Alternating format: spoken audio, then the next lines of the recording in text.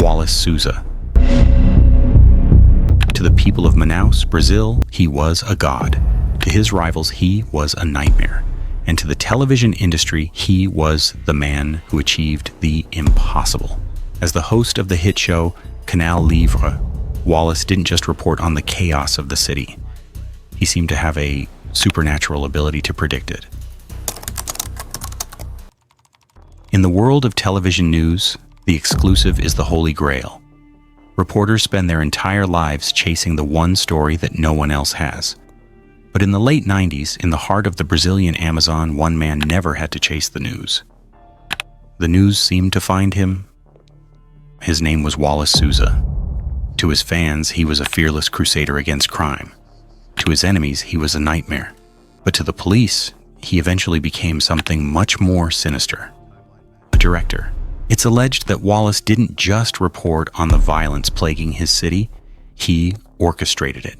He created the tragedies, just so his cameras could be the first to film them. This isn't just a story about media corruption, it's about a man who turned real life into a horror show for the sake of a ratings spike. The setting is Manaus, Brazil. It's a city where the humidity is high and the crime rate is higher. In 1996, Wallace Souza, a 38-year-old former police officer, decided he was done fighting crime from the inside. He wanted a platform. He co-created a show called Canal Livre. It wasn't your typical evening news. It was raw, gritty, and often graphic.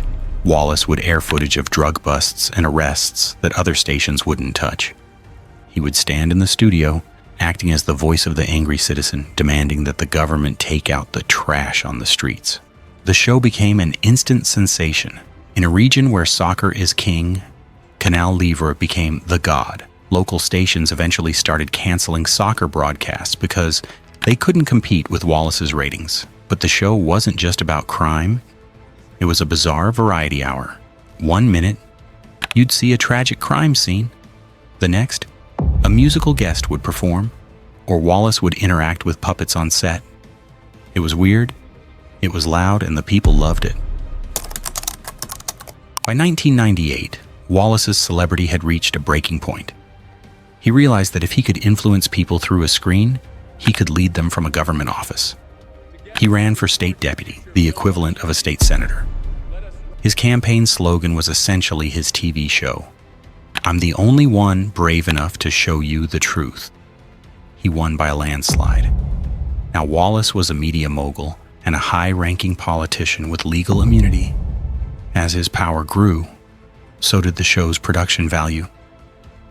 Because he was busy with politics, he hired a specialized team of field reporters. These crews became famous for their luck.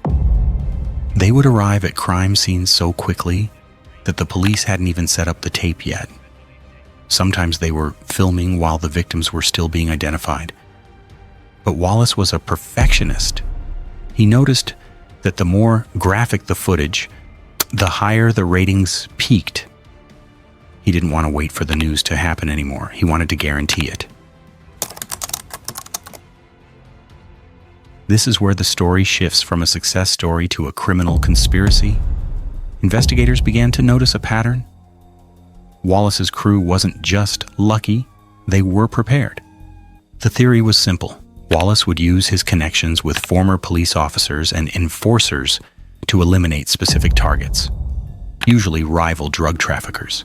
These weren't random acts of violence, they were content. Wallace would allegedly order the hit and then tip off his camera crew to the exact location minutes before it happened. The most damning evidence of this clairvoyance happened during a segment involving a victim who had been set on fire.